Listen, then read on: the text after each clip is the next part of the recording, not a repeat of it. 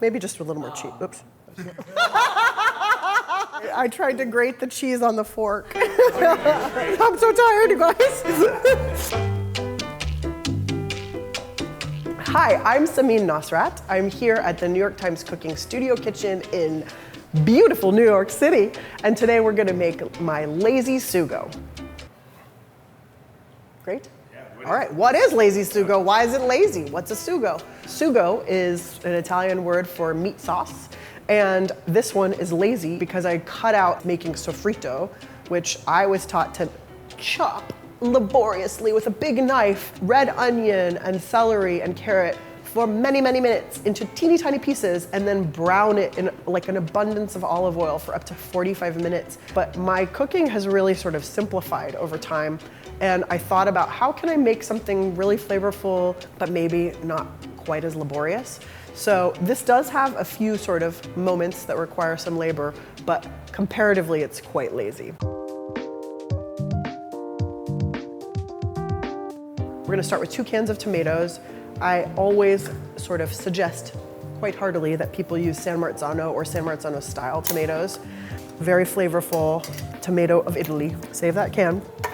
I like this step of working into a bowl. So with your hands, you're just gonna crush them all up. It's very fun. To me, any opportunity to stick my hands in, it's a good thing, largely because anytime when I'm using my hands, I get out of my head. And I spend a lot of time in my head. So cooking's a really good opportunity to remember I have a body. I have a 1.25 cups of water that I'm just gonna swirl between the 2 cans to get as much of the tomato gooiness off. Got most of that out there. Now we can set this aside, rinse off our hands. When I salt meat, I like to use a nice 5-fingered pinch. It's the way to get the most even distribution across the meat. This is Diamond Crystal kosher salt. It's honestly not that salty. It's light and very flaky, so it will stick really beautifully to the meat, nicely and evenly. It starts breaking down proteins, tenderizing meat, and seasoning it from within. That's why we salt in advance.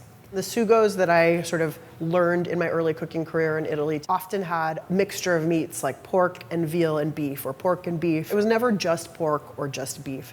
So I thought really carefully about how to streamline things. And pork shoulder is just such a great all-purpose cut of pork, but getting it on the bone if possible, because that bone is gonna do the work of adding some collagen into the stock, enriching it, and also just some extra flavor. It's almost like you're making a bone broth and a meat sauce at the same time. Same thing with the ossobuco. This beautiful shank bone has a big bit of marrow in the middle that's gonna come out into the sauce and enrich it and make it really flavorful. And then that bone, again, is gonna release its collagenous parts and all the things, extra flavor into the sauce. You're gonna want a nice big Dutch oven, or if you don't have a Dutch oven, just like a big pot with the thickest bottom that you have. Preheat for a moment over medium heat. First, we're just gonna toast the tomato paste. I like using tomato paste and tomatoes so I can layer the flavor. Tomato paste is so much more concentrated in flavor. It's sweeter, it's richer, it has a deeper taste. And of course, the San Marzano tomatoes are sweet and light. I will say, I prefer buying the tomato paste in the tube, the Italian style, over the little cans. I find it to be more tomatoey. And if you look closely, you'll see sometimes it says like doppio concentrato or triplo concentrato, and that's how far reduced it's been. Plus, a really cool thing I learned on the internet, they line the tomato paste tubes with a different metal that's kind of golden colored. You can save your tomato paste tubes and cut them open and then make beautiful Christmas ornaments or other artistic things with them. So this sizzling is perfect. We're just gonna stir the paste to break it up. You can start seeing the oils taking on a nice orange color. I love that orange oil color. I think of it like pepperoni pizza. This takes like 2 to 3 minutes. You kind of go before burning. Stop before it burns. And then we'll add a pinch of chili flakes and some wine. So that's just gonna simmer for a couple minutes, and while that simmers, we'll get all of the rest of the ingredients ready to go into the pot. I'm gonna peel some onions and keep them in halves. Like I said, this recipe is lazy and simple because there's no soffrito, but we still want some onion flavor. I thought of the halve onions in the classic and iconic Marcella Hazan tomato sauce recipe, so that's sort of where the inspiration for these onions came from. With onions and garlic, the bigger the form, the more subtle the taste. So when you chop garlic or onions really finely and sizzle them, they're gonna be the most garlicky or the most oniony. When you leave them whole in cloves or even a head of garlic or a whole or a half onion, it's gonna be a lot more subtle in flavor, but it's still adding something really important. So I'm just gonna throw these straight in the sauce as I peel them. It's important to leave the root end on though, because that's what's gonna keep the onion from falling apart in the sauce, so we can just pull it out later. Some garlic. I used to be so strictly anti-smush, and then I was like, this is a million times faster. What am I doing? Every grandma since the beginning of time has smushed the garlic. It's fine. Yeah, so this I'm just gonna slice thinly. The other sort of amazing shortcut step that we're skipping completely from this is we're not browning any of the meat. Another sort of intentional thing that I just realized, it's still gonna be really delicious and flavorful without like causing all of that splatter and browning. These are the most generous Parmesan rinds I've ever seen. So they still have quite a lot of Parmesan on them. They're gonna add so much flavor. But what a Parmesan rind is it's just the dried up, outside of a Parmesan wheel, but it's still the same cheese. All of the flavor benefits of Parmesan that are gonna soak into the sauce, and then we'll just pull them out later. So that's a super important ingredient. Bay leaves, because it's my favorite. My memoir is gonna one day be called A Bay Leaf in Every Pot. Generous amount of pepper. Generous amount of salt.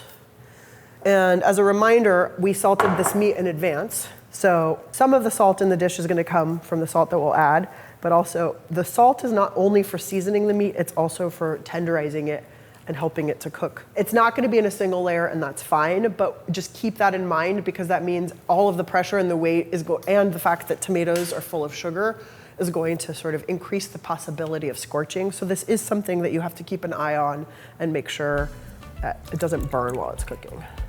Sort of do your best to reach down to the bottom, get everything sort of settled.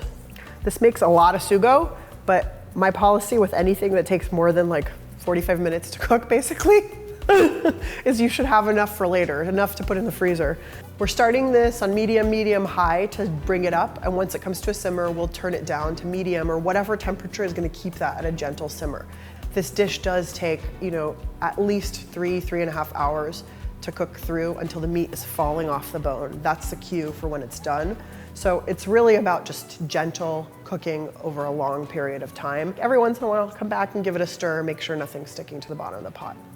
Everything came up to a simmer, and I want to show you we have a swap. So this is the pot we put on about an hour ago, and that one has been cooking about 4 hours. And I just want to show you how different they are.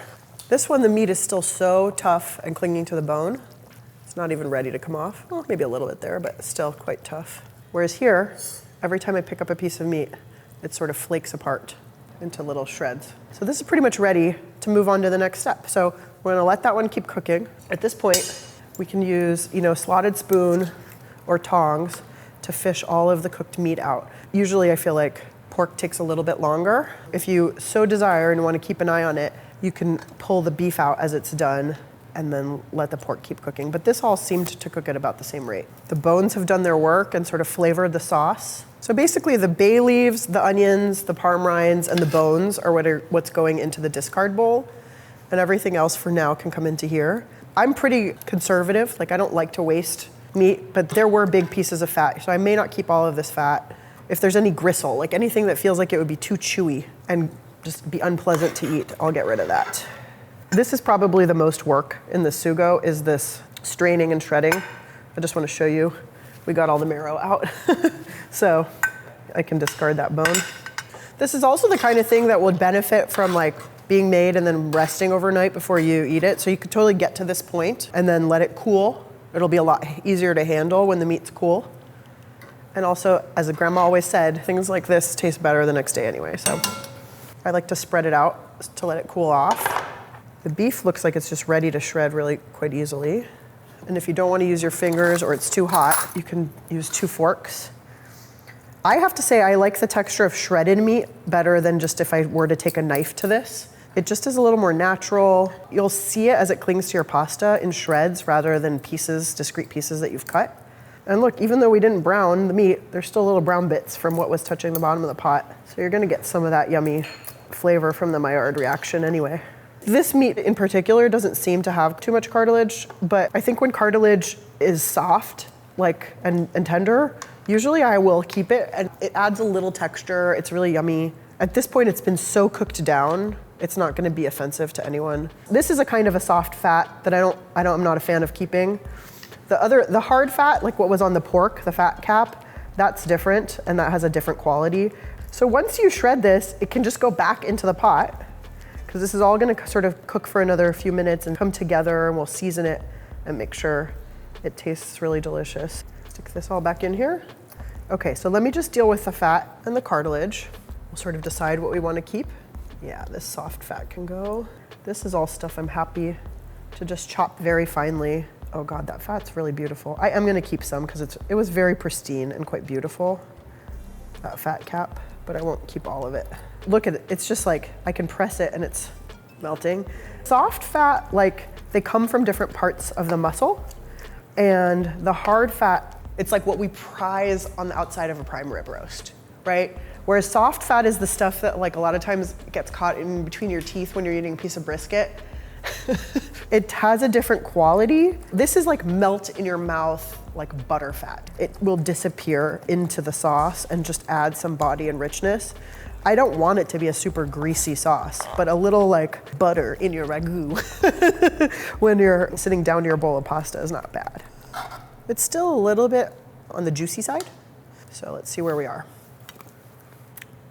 So the main things I'm gonna taste and adjust for at this point are salt and sweetness, and I actually think it's plenty sweet. The tomato paste and the tomatoes did great. I don't think it needs any sugar. Me being me, I'm gonna add a little more salt. I try to be conservative with my pasta sauces because I always wanna leave a little wiggle room because I want pasta water to be very heavily salted. So this is great. We're gonna put on some water to come to a boil, cook some pasta, and make ourselves a bowl of ragu pasta. Sugo pasta with sugo, sorry. The sauce has been simmering for a few minutes. I'm just gonna skim the fat off with a ladle.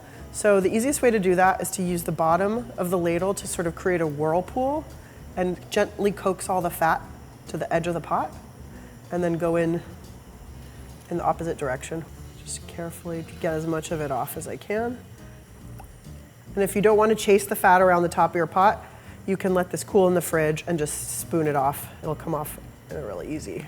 And you don't have to be like super crazy. You don't have to get every bit, but it's just that I don't want there to be just like greasy stuff at the bottom.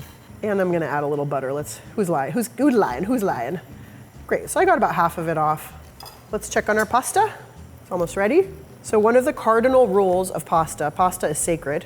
And apart from pesto, which you don't heat, like basil pesto, one of the cardinal rules is hot pasta goes into a pan with hot sauce.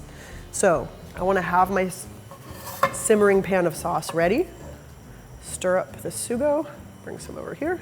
If it were in the fridge or the freezer, I would bring it back up to a boil with a little splash of water and then transfer it into my saute pan. Cooked pasta, beautiful, directly into the pan. This is a very full pan.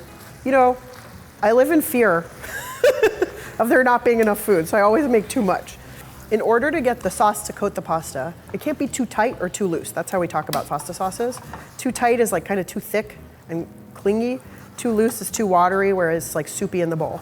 So this is kind of a funny middle place right now. I feel like there's a lot of meat, but not a lot of sauce. I'm gonna bring another spoonful of sauce over, and then the magic is gonna start to happen with cold butter. There we go. One of the things I learned when I lived in Italy is there should never be sauce at the bottom of the bowl when you're done eating your pasta. There should always be the exact right amount of sauce to coat your pasta and no more. I'm gonna add maybe 4 tablespoons of unsalted butter. And I like to add it cold and let the heat melt the butter into the pasta, and it's gonna get super glossy. This is a little tight, like I don't see any liquid at the side of the pan, and I do want it to be a little saucier. I'm gonna bring a tiny bit of water over. And again, when you're using pasta water, be conscious that you're also bringing salt over.